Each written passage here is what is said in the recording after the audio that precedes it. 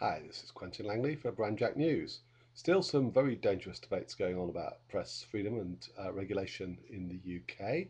Journalists are now getting the blame for everything. Every story that runs, people are assuming that there is illegal practices going on the part of the media.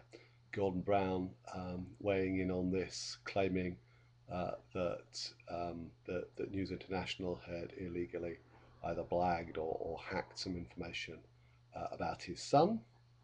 Turns out to be completely untrue. Brown just made it up, but actually there was a perfectly legitimate source from a parent of another child who wanted to raise the issue of cystic fibrosis in children. Um, Simon Hughes, among other politicians, getting extremely sanctimonious about this. When, as I was saying last week, Simon Hughes, of all people, deserves everything he got. Now Rebekah Wade has quit as CEO of News International. Good.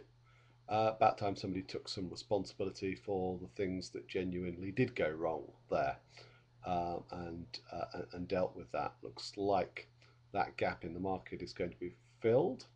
The Sun is going to be published 7 days. The Star is looking at launching a Sunday edition, and possibly the Mail Group is going to be launching a red top to compete in that market. So big changes in the Sunday tabloid market in the UK, with the most popular paper having closed, and possibly three new entries to the market to compete for that space. Politics in America continues, of course, as people are lining up for the presidential election next year. Looks like a poll the other day saying that a generic Republican would beat Obama. 47% for the Republican, 39% for Obama. It's completely turned around since the days back in May, it was, beginning of May or end of April, when Osama bin Laden was killed.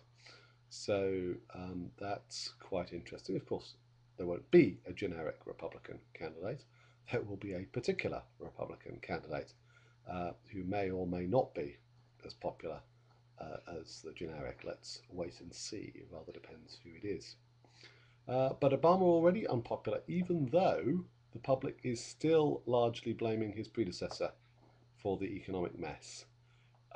People are still thinking it's mostly Bush's fault, and with a certain degree of justification there. Obama is still seen as the new guy.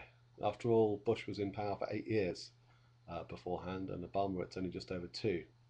The trouble is, I don't think you can run for re-election while still positioning yourself as the new guy. Almost by definition, the moment you start campaigning for re-election, you have to also start taking responsibility for what has happened in your first term.